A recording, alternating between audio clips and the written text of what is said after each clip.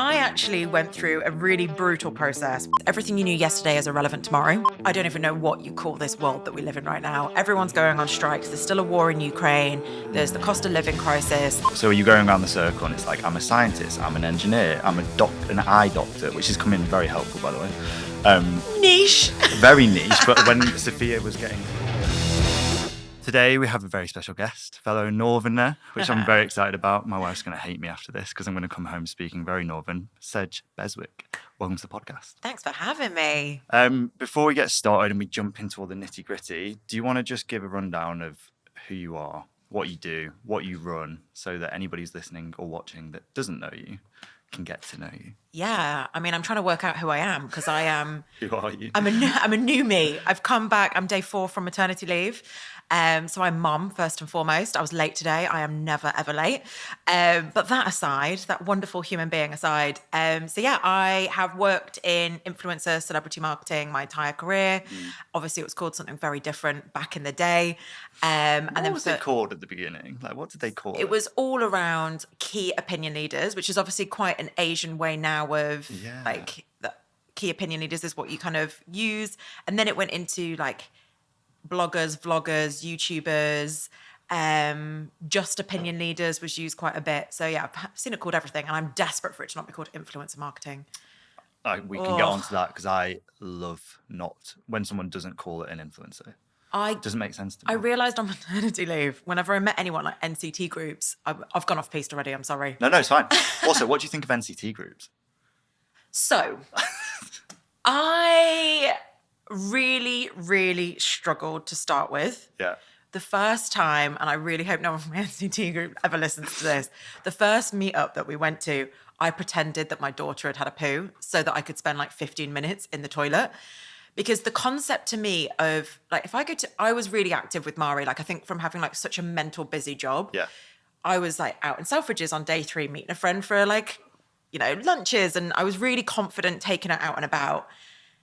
But then going to a room or a table for a coffee, whatever, with everyone who's got a baby, people that I don't know, why do I want to hear about your kids sick, shit, all of the above? So true. Oh, I just swore as well. No, it's fine. No, I think we're fine, right? Yeah, no, swear away.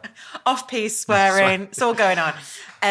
Yeah, whereas I was like, if I'm going for lunch, I want someone to hold my baby for like 5 seconds so that I can just have a mouthful of food whilst it's still hot. Yeah. But actually now I've got into a groove of it. I've got my like few women within the NCT groups that I get on with and really like. Like one of them's another founder. So I've like found it really interesting chatting to her. Because obviously you know nothing about these people when you're put in a room. And all of you are like terrified because you're going, yes, please tell me what to do if my child chokes. Or like, how actually do I put a nappy on to make sure that I'm not covered in poo?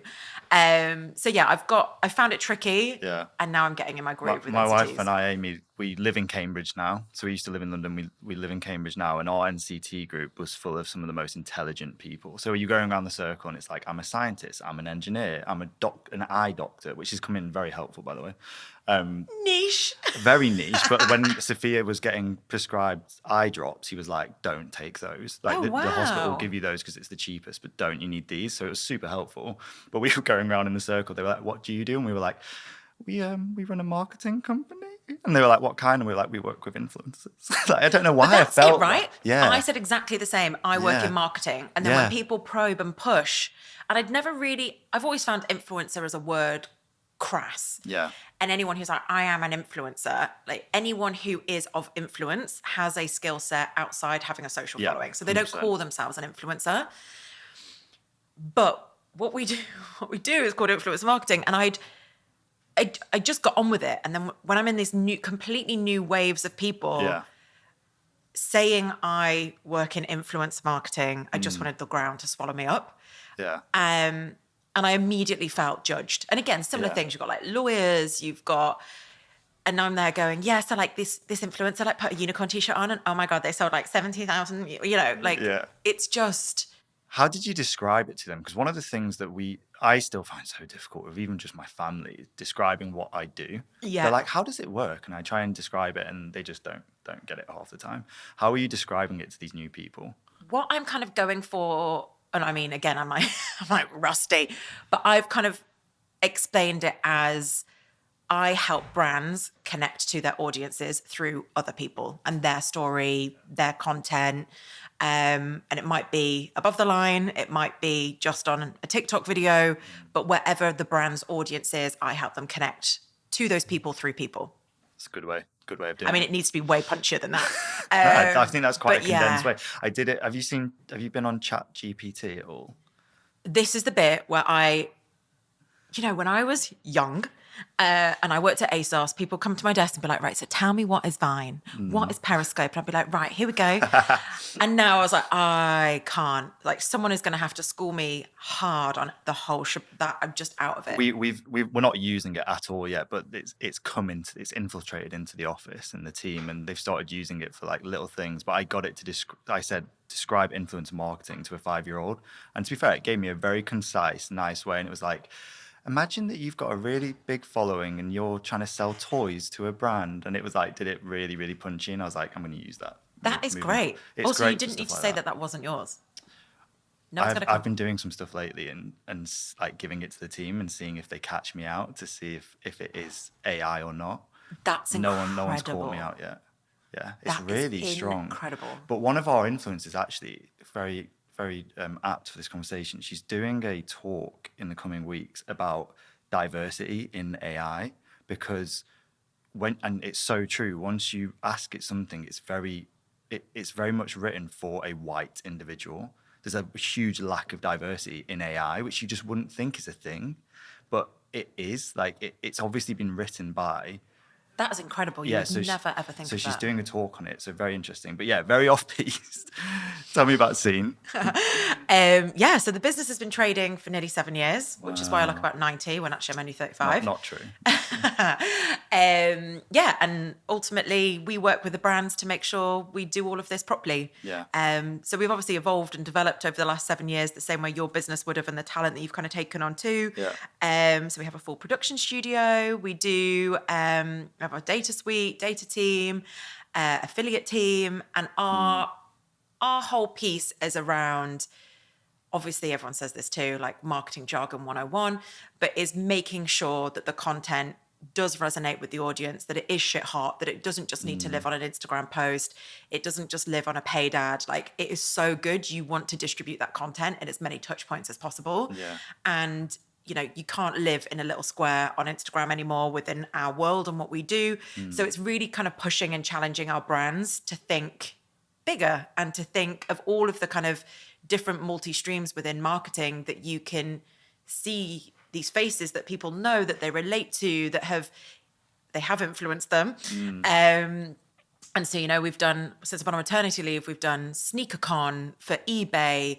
We've used influencers in above the line. I can't now stop saying the word influencer.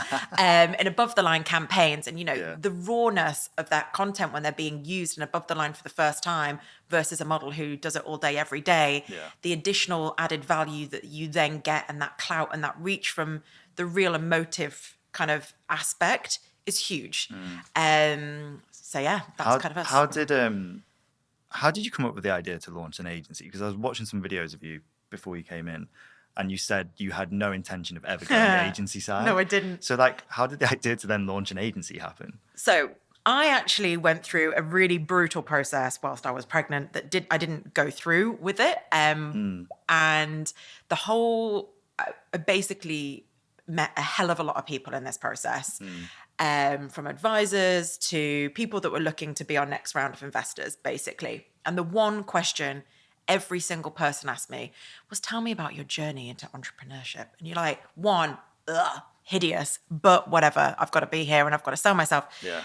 And I had no decent story. Really? To the point where if I was to do my time again, I'd have probably come up with a better story that I could then market around. Yeah. But honestly, I was working at ASOS. Yeah. I'd been at ASOS for 5 years. I'd always worked brand side. Working at ASOS for 5 years is like being there for 15 years. It's full on, like 16 hours, just constant. People are messaging you. You've got to be on it. And I was knackered. I needed a bit of fresh careerness in my life. That is absolutely the worst sentence that's ever come out of my life. And I was actually interviewing for a talent role at Instagram. Right. And they, at the time, I have no idea anymore, but they used to do about 18 interviews. So you do like 20-minute speed date blocks with people, which actually is really interesting because the concept was around on your first day, you don't feel like you know your hiring manager and that's it. You've got like a community of people that you've started to know that you can kind of go to for different questions. And they do them in like hour blocks. So you can do like 3 interviews or sometimes they get other people in. Yeah. Anyway, side note again. No, I love that because so they get other members of the team to do it. Yeah, but completely other areas of the business. Do you do that now with your company? No, because I feel like every time I'm interviewing, I'm trying to interview as quickly as I possibly can. So true. Yeah, I'm like, win a brief, and I'm like, great, but also like, where's the freelancers? Then yeah, and we absolutely should do it more. There should definitely be like a steering committee for recruitment. And it gives me a flavour of the business and the people that work there, and you get a bit of honest truth. Some of it did feel a bit like role play because they've got the same questions that they're asking you. But anyway, the point being, my last interview there was with a woman who used to be Beyonce's manager back in the day. And that woman, genuinely cheesy as hell, changed my life because I had met the investor that I currently have. And I'd met him for about 15 minutes in Shoreditch House because where else do people in London pick up investment, right? It was a bit of an accidental meet. He has a couple of agencies, and one of the agencies was looking to enhance their data offering from an experiential perspective. And I was like, the founder of that business was like, chat to him, see what kind of, if there's something you could do as, again, a bit of a side hustle. Yeah. And I met him, and this first question he asked me, didn't ask me like how I was, what my name was. He was like, cool, so if you were me and you could set up any agency, what would it be? And I was like, I don't understand why there aren't enough influencer agencies. Like, this is what I do. This is what I set up at ASOS. This is why it worked. He was like, cool, you've got a job. And I was like, that's weird. And he was like, no, just take 24 hours, think about it, start. And at the time I was obviously interviewing, I definitely checked out of ASOS, and my next interview was the next day. And a generic interview question was, are you interviewing anywhere else? Yeah. So I said to this woman, Lauren, I was like, well, I've had this bit of a weird thing. Like, this guy's just offered me the opportunity to set up my own agency. They kind of invest in people who are a bit weird and a bit nerdy about something they're really passionate about. And that for me would be influencers. And this is what I do. And she's American, so I won't do her accent. But she basically was like, girl, get out of this room. Yeah. She was like, say yes, you take that opportunity. And if it doesn't work out, this job will be here for you in 3 months' time. Wow. And like, that's the first time I've met her, right? Yeah. So I was like, great. Called this guy. I was like, let's give it a go. And in my head, when I set up the business, I was like, I'll do this for 3 months. I'll get it all set up. I'm not the type of person that can run a business. I'm so brand loyal. It's weird. Yeah. Like Nike, Dyson, could tell you anything about it. Yeah. Also Kurt Cobain, if you want to go there, as we're taking so many weird side steps in this. And so I set up the agency, and the woman emailed me and was like, here's a brief. So like, my first client was Instagram. And again, that woman, she doesn't even work at Instagram anymore. And I've actually tried to I didn't even know her surname. And Instagram was always like, Lauren at. So yeah, I could never even really thank her and be like, do you know what, mate? You did me a solid there. That is incredible. So it is a good story. Is it? Yeah. I think sometimes we're all guilty of imposter syndrome, right? Like, fair. I feel like other people listening to that who are now trying to start a business will find that super interesting because it's such an organic story. It's not like I planned and did a business plan for 6 months and then was like, I'm going to go find investment and launch it. It's like, no, I just took an opportunity that got given to me. I don't think the world works that way. No. I was actually saying this to someone really random, but like, everything in life is about who you know, not what you know. 100%. My husband is the most intelligent person on the planet, but I always say he knows a lot about a little, and I know, no, is that the right expression?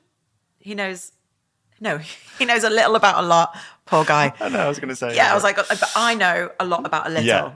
Yeah. And so when it comes to like working in influencers, working in social content, like, I can talk for hours about this stuff because I genuinely believe in it, which is again why I guess when I got introduced to Paul, my current investor, he was obviously like, oh, right, she obviously does know what she's talking about, and she is passionate and she is enthusiastic about it. Let's give it a shot. And so I always say to anyone who's thinking about setting up their own business or even their career, like, your network is the most important thing. Your husband runs a business, doesn't he? You have fully stalked. Well, Amy and I do a bit of research. Well, Amy does a lot of research, and she is top notch in terms of stalking. So like new boyfriends of her sisters, all that kind of stuff. We get right down into the nitty gritty of it. So yeah, she's What was done the weirdest thing you found out about me and my family? nothing weird. But am I right in saying that your husband runs care homes? Close. Yeah. So he set up a business with his brother called Super Carers, which was around providing care at home. Right. Yeah. And then at the start of the pandemic, they got acquired by a large business that does do care homes. Right. And then they needed a service that was care at home because the pandemic obviously changed the landscape aggressively, and people didn't want their family members going into a care home when obviously things did not look brilliant in care homes. And he still works for that company now. So we didn't find anything weird. Okay. So, How boring. I think you've got a very like clean online social media profile. We don't go that deep. But what I was going to ask, what's it? Because I work with Amy, who's my wife. Yeah. So I've got that experience of working with my wife, but she's also another founder, which is really good to bounce off ideas off each other. What's it like with your husband being another founder of a company and like knowing the trials and tribulations of business? Yeah. So there's lots of pros. I would say the biggest con is this is hard graft, right? Yeah. And I find it really interesting when I chat to 20, 21-year-olds, and I do quite a lot of mentoring, and they're like, yeah, I want to run my own business, but I'm all about balance. So I only want to work between like 10 and 4. And I'm like, maybe I'm old. I don't think it's going to work out, because the hours that I have put into this business and now having a kid, I don't know how I'm going to do it. Like, it's hard. I'm so glad you've said this, because one of my pet hates with entrepreneurs at the moment is so many of them who have already made it are sprouting this work-life balance story. I know they've been doing 18 hours a day to get there, and now they're like, you need to take balance. It's just like, it's easy to take balance when you've made it and there's cash in the bank, and you can have a nanny and you can have a PA and you can have an MD and yeah. That isn't how it starts. No, that is and it not needs how to be it starts. told more, because there's no. I might be old as well, and I might be delusional, and maybe it's easier these days because of technology and all this kind of stuff. Yeah. You're going to be working all day, every day until it's successful. So and even if you're not working, your brain doesn't stop. No. So then you don't sleep. No. Whereas I was actually saying, this is my first week where I'm getting into bed and I've got like emails circulating. I'm thinking about various bits and pieces. I'm doing research. Whereas I've been going to bed and it's like 1, 2, 3, 4, 5. Once I could, because that's what I've been listening to all day. I've been playing nursery rhymes, and then all of a sudden this gigantic shift. Yeah. But again, we were talking earlier, like I was working 1 day a week in the run up to coming back this week. And I was like, I'll do 1 full day in the office on a Thursday, and I'll do Monday and Tuesday evenings for the US, because we've got 2 offices. Okay.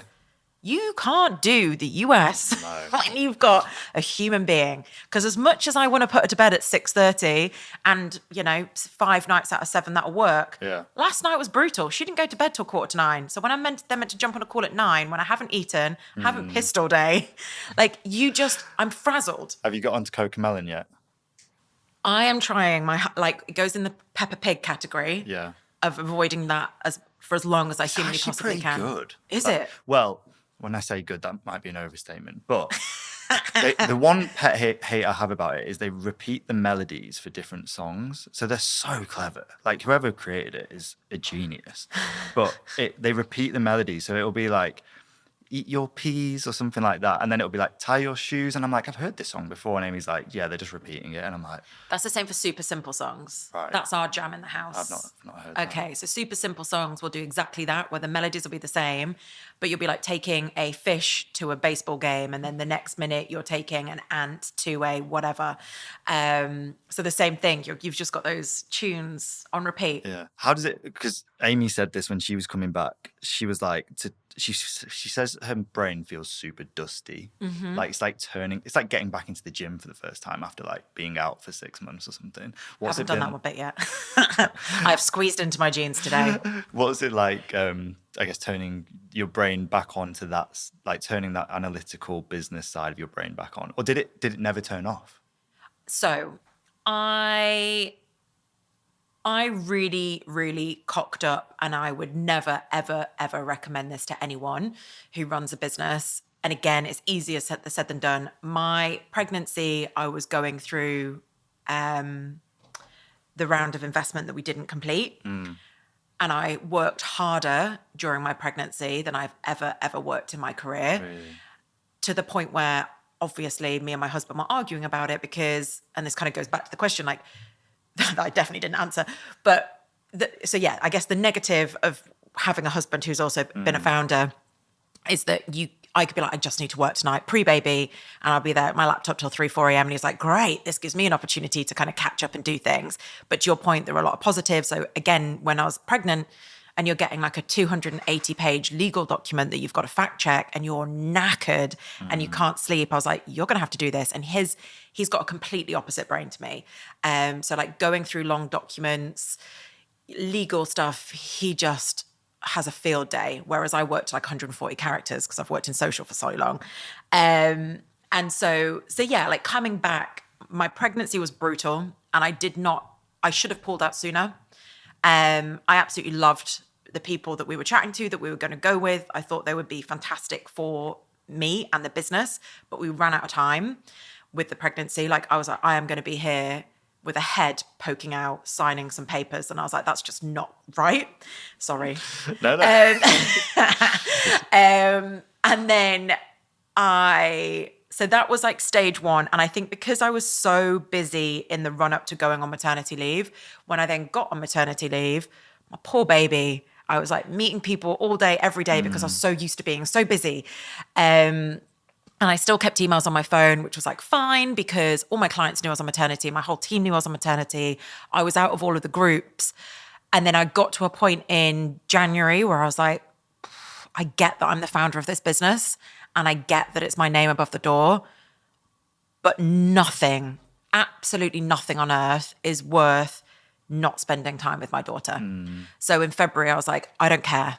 No, I don't want to hear from anyone. And then I found it really interesting, despite saying that, how many people kind of didn't really believe it. I was going to say, like, did they respect that? I'd say 50-50.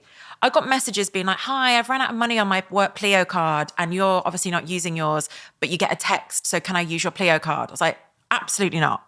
Or you gave me a budget of X, and honestly, you gave me a budget of X and it was £100 over. Can you approve it? I was like, no. Go to speak to someone else. Well, everyone else is really busy. I was like, I am a different busy. Yeah. And I've also told you I've got this new boundary. Yeah. But it was the best thing that I could do for me because I haven't now put emails back on my phone. Oh, even now? Even now. Wow. I don't think I'll ever do it. Wow. I would be the person that would, and I was doing it before, I'd wake up for a feed at 3 a.m. and I'd see an email and like my investor works in a different time zone. And so I'd see something from him, even if it was positive, my mind would still then be thinking about it or like how I'd reply or, you know, what the next 3 steps are with that. And yeah, in February, I was like, absolutely no chance. I'm off Slack, which is the devil. It really is. That noise. I hate it. So yeah, I definitely feel rusty or dusty coming back. The world we live in, social, influencer, it all changes overnight. So everything, I always say this, everything you knew yesterday is irrelevant tomorrow. So you're naturally going to feel, and then I'm coming back, right, to, I don't even know what you call this world that we live in right now. Everyone's going on strikes. There's still a war in Ukraine. There's the cost of living crisis. There is redundancies everywhere. So you're then trying to also understand the kind of macros that are going on. The new ecosystem that you're coming back into. Yeah, like the world did not look, it was going this way, but we weren't in it. I was watching a video, again, doing my research, watching a video of you, and it was 6 years ago. I don't know if you remember it. It was like a 10-minute interview for The Drum. Oh my God. And you just started like 2 days, you'd started seeing like 2 days before. Poor guy, the... when I go, your hat's well sweaty, mate. And I was like, someone's going to edit that out, surely. And they didn't. They left it in. But you were talking about platforms and it was like Instagram and YouTube and like TikTok just wasn't even a thing. Like it just changes so quickly. So to come back in after that period of time, even after 6 months, it must be completely different. AI is the big one. Like you've kind of immediately, you're like, yeah, this is what we're doing with AI. Yeah. And again, AI has been knocking around. again, like QR codes have been knocking. I used to work at 3, the phone network, and we had QR codes in our windows. They got ripped out. They're like literally like one person, which is probably the person who installed the QR code, has used it. And then the pandemic hits and no one wants to touch a menu. Yeah. So everything is QR code. You're like, that technology existed, but the timing is everything. But yeah, so now AI, I'm like, cool, get my head in gear. My Amy was saying to me, "You like, you've got to ask Sedge because I need the advice here. What is your plan for now balancing home and baby life and business life? Because to me, and Amy says this to me, she was like, you've got 2 babies. You've got Outreach and you've got Sophia. And she was like, you're trying to balance those 2. So what's your, at least, plan for balancing those things?" It'd be interesting to do this again in 3 months and work 'cause it out will whether I've change, actually 100%. managed it. So step 1 is no emails on my phone. And I think for me, where I'm trying to get to is if I am at home with my daughter, I am present. So if someone rings me from work, I'm not answering. And because that's my day and that's my time with her. And then when I'm at work, I've always, like, my superpower is that I work incredibly quickly. I mean, it's also my downfall because I make quite a few mistakes. But I'd like to back myself. No one can get through stuff as quickly as I can and kind of keep on top of it. And I probably, one of the biggest mistakes, I think, now the business has got bigger, I think we're about 70 people, is I always wanted to be approachable to everyone. So, I'd know the receptionist very, like, personally. I'd know the cleaners personally. I didn't want to be that kind of wanky, unapproachable. Yeah. I'm here and I sit in a room on my own. That was never, and it's still not my style. But as the business gets bigger, you can't do that. No. And so I found when I've come back, I've had people be like, great, I'm so glad you're back. I want to chat to you about where I get my career to in the next kind of X amount of weeks. And I was like, cool, now you've got HR, or actually you go to your line manager. And it's not because I don't care. I absolutely care. But I have to make a choice. And I care most about Mari every single day of the week. And so my time is better spent doing what I'm good at, which is going out, selling, talking about this space, where it's going to next, making sure brands are doing it properly. That gives the biggest benefit to the business and therefore my team. And there's people who are better trained, better qualified. And so building out those different teams within the business to make sure that the default isn't Sedge will do that, Sedge will sort that. And so at the moment, I'm actually hiring a UK MD and the equivalent senior vice president in the US office, because I'm taking Mari to New York for the whole of May to work. Yeah. And the nanny's coming with, the hubby's coming with. But I can't do that when she's at school or when she's at nursery. So there has to be aggressive shift changes. How do you feel about that delegation, though? Any business owner, it's always one of the key things to any success. Like, what was it like for you to delegate when you first started, and how do you find it now? I had, when I first started, so I think she came on like day 4 of the agency existing, the most unbelievable human being, which was my first recruit. She stayed with the business for 5 years and basically left because she was like, I've only worked here from uni. Like, I have to go and broaden my horizons and, find out what my career looks like if it's not a Connects. And at some point, I might come back, I might not. So the trust that I have with Steph and had with her when we worked together was, and I still speak to her all the time, was unreal. So I could always delegate to her because I knew she would get things done. And again, a bit like me and Daniel, me and her have completely different skills and strengths. It gets way harder when you're a big agency and there's different people. Never ever care as much as the founder. Never. You could even give people, a slice of equity and it's still not their business. They still didn't put in those hours early on. And I actually noticed it for the first time in January last year. I went to the US for 4 months, pregnant. And that when I came back, in my head, I was like, I've got this amazing team and everything will run. And I just didn't actually realize the things that I do that are almost like silent things within the business. Yeah, they're intangible, right? Yeah. And I just assumed that those things would still run and they would still happen. And I came back and I was like, oh, this is actually quite good that I've done this before going on maternity leave so that I can then put more robust processes in place to make sure that those things are delegated and they are picked up. But yeah, it's tough. And I've got a very high standard, which you either love or hate. Yeah. How how different is the market and how difficult was it? And a second bit of that question is, how important was it that you went over there to instill the culture of Scene? If I had not had Mari, I would still be there now. Right, okay. The US is we speak the same language, but we do not speak the same language. They love a founder. So the more time that you can stay out there, and actually one of our competitors, Ed from $1 Billion Boy, he's just moved with his baby out to New York. So I'd say the deal size is significantly larger in the US. So if you're thinking about scaling and you get your launch right, the US is fantastic. But it requires the founder. It does. And in addition to that, it costs so much money. The legals, the insurances, the salaries, everything, just multiply it by 5 or 6. So then you're paying for talent, and you have to do a real expectation shift, because what you're paying in the UK versus what you're paying in the US are so extreme in opposites. So yeah, we lost money in the first year, but we had unbelievable clients that we were working with. But you have to do a lot of work around the finances, and that's not my wheelhouse, right? So you then also need to make sure that you've got that expertise that is localized expertise and knowledge. But it's tough graft. And I worked on the US for 5 years while I was at ASOS. So I was like, I know it. I know the market. I've got good relationships. Yeah. I know a ton of people. This will be ace. And again, being in the UK and trying to do the US hours, It's tough. it's tough. Very tough. Tough. And the US, people in New York in particular, they work long hours. So if they're emailing at 8 p.m. their time, they still want a reply. And that's a big shift. Yeah. So right now, when you're coming back into the business, are you not getting involved with New York until you go in May?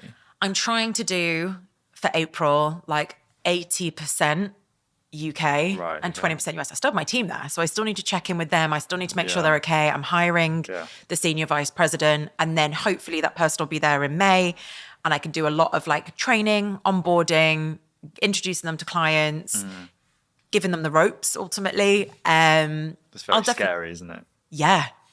And especially when I'm like, cool, these are my hours. I have a nanny. She works 8 till 4 p.m. So I'm working 8 till 4 p.m. And then I'll give myself an hour to kind of catch up in the evening. I'm not giving it 3, 4, 5, 6 hours. Like I told you, Mari woke up from 3 to 5 this morning. I'm wrecked.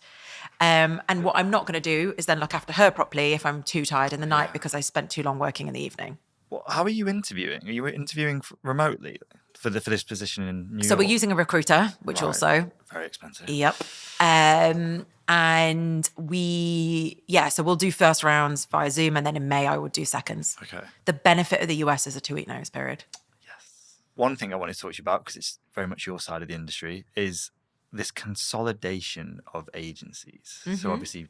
good question. Just seeing Goat get bought or acquired by WPP. Do you think it's a good thing or a bad thing for the industry that this is starting to happen? So,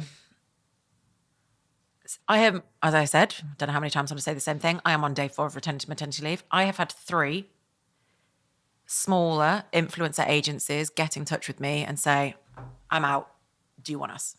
Really? And I think the kind of underdog, small, niche, bespoke agency that is standalone and specialist won't exist in 12 months' time. I agree. I think you have to evolve your offering aggressively to make sure that you're staying ahead. And I don't think the staying in lane is going to work, because everyone touches influencer, right? So you've got the big media agencies, you've got PR agencies, you've got paid media agencies, affiliate agencies. Everyone goes, I think I could give that a go. And they might not be doing it as well as a specialist bespoke influencer agency, but actually does the CMO care? And that's the person you've got to be talking to, but actually you're usually talking to, the senior social media manager, the brand manager, and they just need the numbers to look good internally. And so when you can have those kind of higher level conversations, you can make more impact.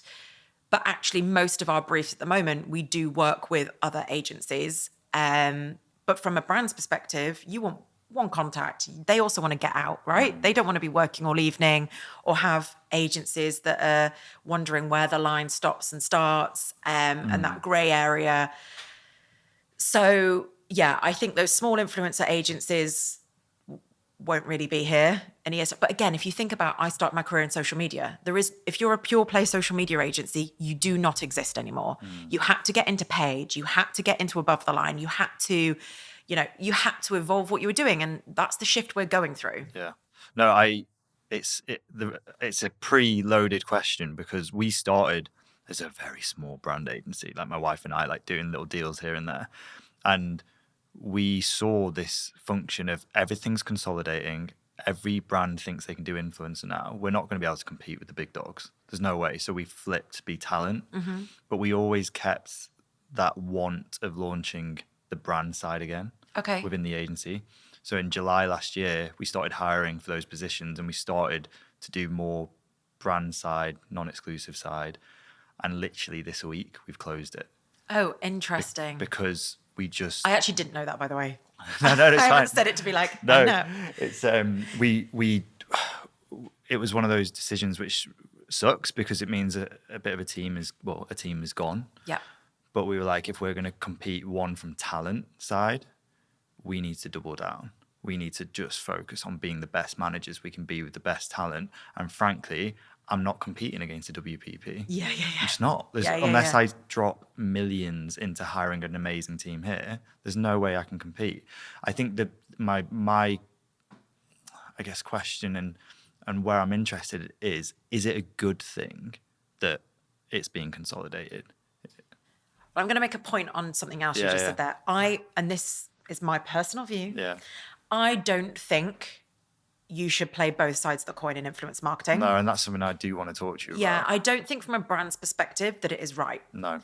So if my job is to not be biased based on the talent that I put forward to a campaign, I have to say, based on what you're asking me and what you want to achieve, this is your shortlist. They match up to your brand, their audience demographic aligns. This is it. It's the only way to get the best results. Right? 100%. Whereas when you then when you manage talent at the same time, and you've got brand X saying, we're going to do this campaign with you, they will naturally put their talent forward. Yeah.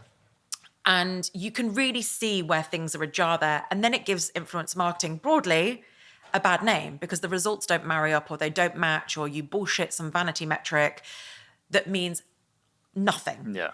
And so I really think, I keep using the same expression, but you should be the absolute best talent agency. Yeah. Let my side be the best brand side. That's exactly the conversation Amy and I have been having over the last few months, which is like, I was saying, realistically, Amy, like, we can't compete against like Sedge. Like, we just can't. And also, that's not what we do. We're talent managers. That's who we are. That's what we love. And I heard you in another video I was watching saying, like, you would never have the patience to be a talent manager in that video. Yeah. And I was saying to Amy, that's the point. We're amazing at talent management. Why are we trying to push this team? And again, it's really rough because we had to let some people go. But why are we trying to push it when we know what our bag is? It's got to sound like very Gen Z there, and I'm not. Very much not Gen Z. I'm being around my team too much. But you have to focus on the thing that you are good at. Yeah. And I am a little bit worried, not worried, but yeah, I guess a little bit conscious that if it does consolidate the industry, you'll have these few big players and they'll run everything. And if you're not in with them, you're screwed, basically. But I do think it's the right thing to double down on. And this goes for any business. You have to know where your direction in my head, is. And this is so ridiculous. Michael Jordan could basically do any sport. He was fantastic at baseball. He wanted to do baseball because that's kind of his dad's kind of core sport. But he would never have made it as a professional basketball player if he'd done a little bit of a lot. Yeah. So he had to be focused. This is what I'm good at, and I'm going to be the best at my game. Excuse the pun. Yeah. And it's the same for businesses, right? I was reading something yesterday where someone was like, oh, I was a new business manager and I didn't get involved in creative. I was like, cool, well, I worked at ASOS and I didn't get involved in design for product because I knew what I was good at. I knew where I made the impact for the business, and that was my job. So just because a business is smaller or it's not a Nike or your name isn't Michael Jordan, you have to understand this is my skill, this is where I add value, and this is how I deliver that for X. And there's different ways to expand your offering, even within the business, while still doubling down. For example, we're really focusing on content creation for our creators and making sure we can offer that to them. That's why we've got Josh here. Yeah, but this is great. We have a production studio for the exact same reason, because the output expectation has shifted. And if you want your talent's content to live on TikTok only or a little YouTube video at home talking about what's in my bag, you're not going to grow. Whereas if you can say to brands, actually, we can create the same output as your TVC that you were paying X amount for. And we can actually own that. And we know the talent. So we're going to make sure they feel comfortable on set. We're going to make sure that the tone of voice, the language marries up, that it works. So we've got the editors, the videographers, the motion graphic photographers, and they get wheeled in and out. And we've got a preferred supplier list. Straight back into all my jargon. For like, if it's a sports shoot, we know who to pull. If it's a still shoot, we know who to pull. So we've got our core team. And I think that's an amazing. So again, we've both got the same bit that we've plugged in, but we're coming at it from our individual areas of expertise. You're making your talents content stronger, so they appeal more to brands. And in the same respect, we are making branded content through talent look better. And like, who owns that will vary based on what the brief is or how that looks. But like, makes total sense. Bit of an off tangent question. Sounds like us. What's happening with TikTok? What do you think is going to happen? You tell me. I just don't see how two political parties in the US are ever going to vote on the same thing. That's my hope. Like, I'm hoping that divide that everyone always didn't want is going to stay now, because I think that my big opinion on it is it's a very bold and big move to cancel a platform, because then anybody is up for grabs. And I know that it's mainly the Chinese element of it, but it could happen to anybody. I think that what really upsets me about it as well is I actually think that TikTok was going, well, it still is because it's not gone yet, but I think it was going down a YouTube route of expanding its offering to creators, whereas I think that Facebook and Instagram didn't do that. That's why it started to get eaten up and by other platforms, whereas TikTok, they were constantly trying to figure out how can we make this. Same conversation we were just having, right? Evolving, right? So I think it's a shame, because I think that certain things, like, for example, and not everybody loves it, but TikTok Shop, they stopped rolling that out in the US. So it's starting to have an effect on their offering. And I think that a lot of brands are going to start getting a little bit worried about not wanting to promote on TikTok, because what happens if TikTok gets taken down? We've just wasted that money. We're seeing that. So, same here. And then the positive in this is that creators are now listening to us when we're saying build other platforms. We've always been the agency that has said to people, it's great that you've got a big TikTok, but go and grow your YouTube, go and grow your Instagram, grow your Facebook, grow your Snapchat, grow whatever the hell you can grow, because that's how you're going to have a sustainable career. You're not going to have a sustainable career if you like double down, if you will, on one platform. It's just never going to happen. I've always said that. So now they're listening, which is great. That. It's vital, right? And also you look at, Anthony Joshua has his own line. Sarah Ashcroft has her line. Galux has his own line. Alice Living, Fitness, I always say her surname wrong, has her own fitness app. It is not enough anymore to be a person that has a TikTok account or to be a person that has an Instagram account or a YouTube account. Like, who are you outside of that single lane? And you've either got to, as you say, build your audiences across different channels. And I was thinking the pandemic, everyone was looking to social for escapism and entertainment. And what everyone was then producing and creating, you weren't going to Paris and showing your like lovely croissant and your beret that you've put on.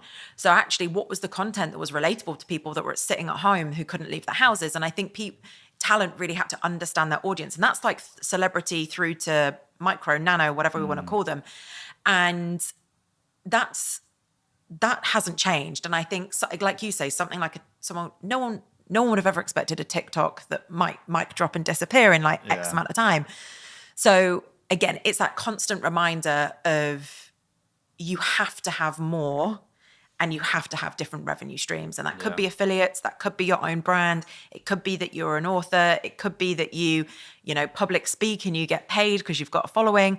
but you really have to diversify where you exist profile-wise. I also think that the thing that has happened now with creators is, and I don't want to say it was easy. I'm not saying it was easy to any creator that's listening to this, but it was easier to grow your profiles during the pandemic. So many creators. Whether that's the effect of TikTok. It's easier to grow your business too. We are one of those. We're a pandemic baby. But what's happened now, we're out of the pandemic. And because there's so much saturation in the market in terms of creators, is you have to be so hot on your content of what you're actually offering, like value that you're offering, and being an expert in your field. Mrs. Hinch. Exactly. Great example. And that's something that we're telling all our creators is like, it's not enough to just be a great, TikToker that does dances, or, like even like a beauty creator, but you're not talking about the products that you're using. You have to be giving value. And it's also what the brands want, because the brands don't want to just partner with anybody that's going to make some nice looking content, if you will. You have to be talking about those products and being an expert. And I love that it's actually making creators level up their game. Yeah. Do you have anybody that has their own socials on the side? I'm going to give two sides to this, because Josh and I were actually chatting to this when I was making you go and get me Diet Cokes, because I'm addicted. So yes, we have. Yeah. And it has always 50-50. Sometimes it's like, oh, I've come with a different lens, and, I'm trying to think about my career, not as a content creator. But the thing I'm finding super, super interesting, and I have never, ever thought of it. I was just saying to Josh, someone recently resigned, which actually probably happened like 6 months ago, and I've only just heard about it. But someone resigned, and it was the most gorgeous resignation letter. And it was like, this was my first job out of uni. I didn't really know what I wanted to get into. I still don't really know what I want to get into. But I'm on an entry-level salary, so that's 23K in London. It might be 22K, but we pay 23. And I hope that hasn't changed. And I sit at my desk and I brief people on producing and creating this content. And it was like, this week, I've paid 3 people younger than me £10,000 for a campaign. They're like, so in a week, I have paid more than my annual salary. They're like, this isn't the gig for me. And I've never thought of it, because I'm just like, yeah, cool. We've got X celebrity, Y celebrity in this activation. That's the gig, right? So you understand the ticket size of what it is that you're paying for, and if you've got additional usage rights, et cetera, et cetera. And I was like, oh my God, that must be really demotivating to be in your first gig, irrespective of age is irrelevant, right? Yeah. Like, how old are you? 28. Yeah. About to turn 29. You're a baby, right? But you've hustled and you've worked hard and you've got your business, and that's unbelievable. And that kind of, again, ties into what we were saying earlier. So it is slightly irrelevant, because the influencer, the celebrity, whoever it is, has also worked and built up their craft. So even if they're, the kid on YouTube who makes like 4 million a year in ad space, you can't say age is a thing. But I totally get, if you're in your first gig and you're working your nuts off, and you've then got someone who's like, you're doing these deals and these contracts, like influencer marketing from that perspective is not going to be for everyone. I have thought about it, because a lot of the team will be like talking about creators and what they're getting paid, and they're like, I can't believe they've just made, 20K to do one TikTok on a shoot or something. That's like nearly my yearly salary in one go. Yeah. I think the thing that I find difficult, and maybe I am showing my older age now, even though I'm a baby, as you say, is I do think there's a thing now where if you are younger, I think there's an expectation that you should be able to grow quick. Mm-hmm. And I really see that in our younger members of the team, and I love them all, and I love that they've got that, because it means they want to hustle. But I do think there's an element of you need to earn your stripes. I also think when you see these creators getting paid all this money, my thing is, well, you go do it then. You go make that profile and post constantly, because I'm not saying that it's the hardest job in the world by any means. 24/7 graph, but though. It is difficult. Yeah.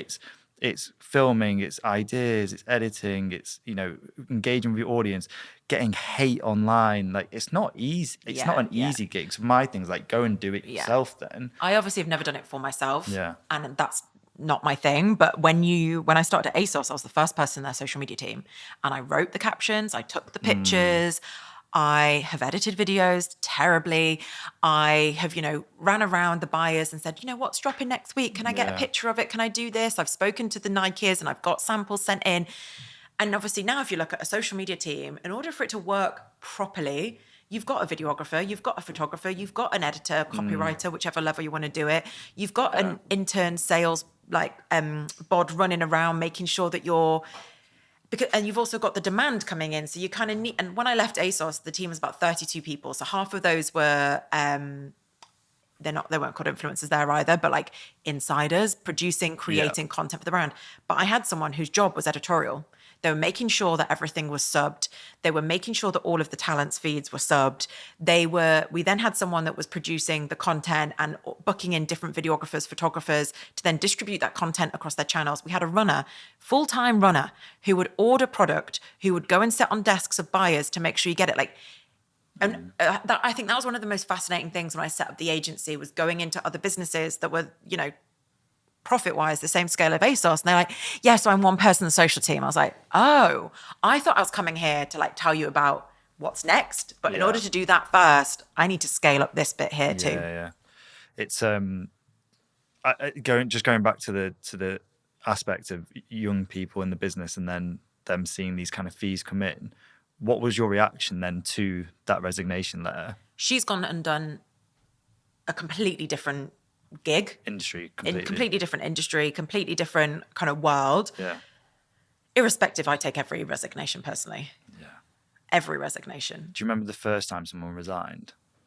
Oh, do I remember the first time someone... Oh my God, this is actually quite funny because she's currently back in the business. So I had a freelance, so not the same, but data analyst, Emily. And she'd been with us... I don't know if you do this. You bring in a freelancer and then they basically just never leave because they're so good. You don't. Yeah. And so Emily probably worked with us for about a year and a half. And then we were her first freelance gig.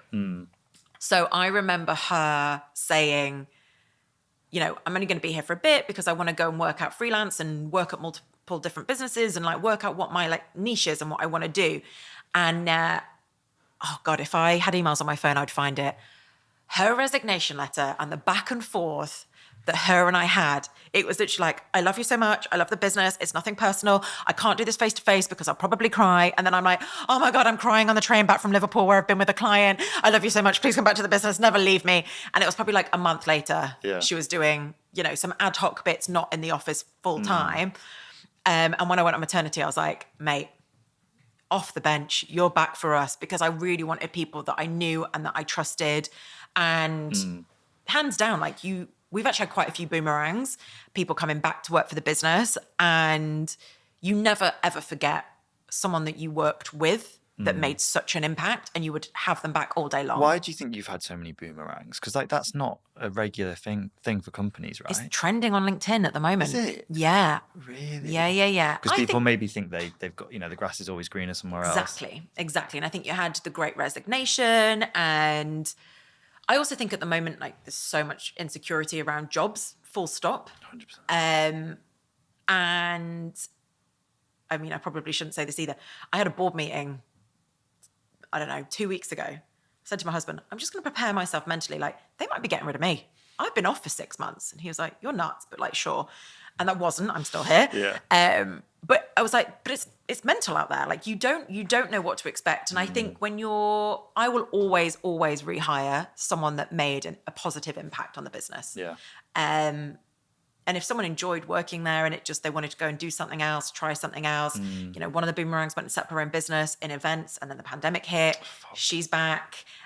What a time to set that up. I know. Steph, who I talked about earlier, I'd hire her every single day of the week. Yeah. And again, it comes back to what I said first, your network, right? Keeping in touch with those people, maintaining those relationships. It also goes back to what you were saying, that no one's ever going to care about the business as much as you do. So if they go off to go do something else, well, of course they will, because it's not their business. They want to go try other things. We've not had it with any employees yet, but I think that's probably because we're very new. But we've had it with talent on our books who have been like, I'm going to go try a different management, and then they've come back because they've seen what that is, and it is just, it's like a I told you so kind of thing. Yeah. It's so nice to to have that experience of. Also, they've got to go to a new manager. They've got to get to know each other. They've got to build that rapport. They've got to build that trust. And that takes hard graft. It does. So then when you're the new person, on one of your competitors' rosters, and they've got this other talent that they know really personally, and your gig, people very personally. Yeah. I speak to talent more than I speak to my wife sometimes. Honestly, I do.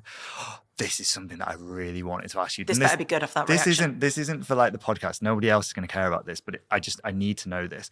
What for you makes a good talent manager when you're dealing with them? Like what, if from a brand side, because I'm always fascinated with this, like what? So I haven't actually done. I probably haven't done any. I still keep my relationships with various different talent managers. Yeah. I haven't done a contract or a negotiation for probably like 6 years. I'm just not the best person to answer that. Next question. Sorry, you got so excited too, and I just shut all over that. I wanted to know, like, I always like speaking to the other side and being like, what makes us better, and what can we be doing to make us better? That we find the most frustrating is like people who go back and forth for the sake of going back and forth. Just to be difficult. Yeah. And then you end up agreeing on the things anyway. My only bit would be there are certain talent management companies that if we can, we will try not to work with because we know notoriously it's going to be hard. And that's not... I'm really worried this is us now. I wouldn't be here if it was, would I? And it's a small industry. Yeah. We're all human beings. Yeah. We're not saving lives. So like... Yeah, someone in my team said it's PR, it's not ER. Yeah. And I love that. Yeah, it's exactly it. It's exactly it. So like be nice to each other. You never know where people are going to go to. Yeah. And I think one of the things that we have, which is I understand is very frustrating your side of the fence. We have 2 clients in particular that would today brief us on something that they want to go live next week. And so speed is key. Yeah. And they always have good budget. So that's not the problem. But every single time the talent think that they were chosen second because someone pulled out. And they weren't. But we can move as quickly as the team move. And I think, again, it's one of the business's strengths is we can turn things around quickly. We don't want to. We'd love to have lots of planning time and strategy and la, la, la, la, la. But sometimes if you've got to get something done, you've just got to get shit done. That's so interesting because we tell one of my favorite creators on the books, I won't say who, but they're one of my favorites because of their speed. Like, I know that I can send them a brief and they'll do it today. Like, I know they'll do that. Whereas it just makes your life easy, right? So much easier. And some of the other managers in my team are like, I wish that all of my creators were like that. But I say it to the creators on our books all the time. If you can't turn around content quicker than other creators, you will not get repeat business. Yeah. People will not, or you are more likely, and one of these creators that turns around content all the time gets the repeat business because those brands and those agencies know 100%. They'll get it tomorrow and it'll be good. It won't be rushed. It'll be good. Yeah. But that's why, going nicely back to this influencer word, they're not influencers, they're content creators and they love it. And that's why people who actually love making content and who are content creators will always outperform and have a sustainable career over the influencers of the world. So speed is one that I need to keep reiterating. The thing that is actually, this is a talent versus a talent manager, but it's when you're sending something to someone's house and you're like, just so you know, it's going to arrive between 10 and 11 and it might be something expensive, so it might have to be signed for. We had one person, they worked with us on 2 campaigns and the same thing happened, but on one of the campaigns, 8 attempted deliveries, which obviously then has a knock-on effect of the deliverables and the timings. Like, I kept forgetting. You're like, no, this is a job. Forgetting what? To stay in the house to get the delivery. And you're just like, this is a job. You're being paid. There is a service level that you also have to contribute as a creator. Yeah. And I remember the team, like sometimes I'm just like, so tell me what's going on? Because you can see it when you're just like, oh God, I'm doing my best possible job. But why am I rearranging a delivery or a courier or whatever it was that they were doing? You're like, this is the grunt work where we should be working collaboratively to just get it delivered and for you to do your part of the gig. 100%. And it's also actually quite interesting because I think a lot of people come into talent management and think it's all going to be dinners, lunches, events. It's not. It's organising packages for the 8th time, half the time, and negotiating and sending email after email after email. It's not all fancy trips. To 2 questions I've got before we wrap up, because I'm asking it to everybody. One, what's your biggest takeaway and learning for starting a business, and that you'd wish you'd known before you started? A fantastic question. I mean that sounded condescending. I meant it. My biggest takeaway, God, it'd been really interesting to ask me this question pre and post baby. I guess it's what I said already. If you're going to set up your own business, do not expect it to happen overnight. It takes hard graft. It takes dedication. It takes sleepless nights. It takes thinking it's going to fail more times than you think it's ever going to succeed. So mentally prepare yourself, and you can't do it unless you're at the right timing of your life. I could not set up Connects now. And again, maybe when Mara's at school, and, I could have set up Connects when she's 5 and there's school and I've got my hours and I've got my new rhythm. But if you think it's going to happen overnight and you think it's not going to be hard graft, it's not for you. That's why you can't give up after a few months of doing it. That is like the story of so many people starting businesses, is they try it for a few months and didn't work. It's like, it didn't work. You've just started. I mean, I did do that too. I had a slogan t-shirt business, and we had one line, and we had 400.